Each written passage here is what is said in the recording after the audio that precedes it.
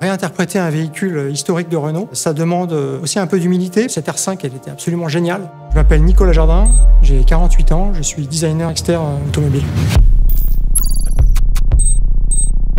L'objectif était clair, c'était de réinterpréter la R5 de l'époque, mais de la propulser dans la modernité. La R5, elle avait ce regard tout à fait particulier et on a beaucoup déployé d'énergie pour essayer de justement focaliser là-dessus et pour faire en sorte que sur notre concept, ça soit un élément prépondérant, un élément vivant même. Donc le dessin animé promotionnel de la R5 dans les années 70 nous a vraiment donné l'envie de retraduire le côté vivant de la R5 prototype. Et c'est pour cette raison qu'on a vraiment cherché à retraduire le clin d'œil iconique de la R5 de l'époque. On a analysé un petit peu la géométrie de ce phare, ses proportions, ses contours, les valeurs de rayon même, à l'aide de photos, beaucoup de photos d'époque. Et en fait, on a redessiné notre phare en essayant de faire le tri là-dedans et de garder évidemment ce qui fait l'essence même du regard de la R5. On avait aussi bien sûr toutes les libertés d'aujourd'hui, puisqu'on a des technologies aujourd'hui, par exemple la technologie matricielle qui permet de faire des phares extrêmement compacts. On s'est inspiré des anti-brouillards de la R5 de l'époque pour intégrer dans la partie basse de la R5 prototype des feux diurnes qui sont ces gros carrés coins ronds. Le logo prend vie en s'allumant et déclenche une animation lumineuse qui s'étend jusque dans les phares.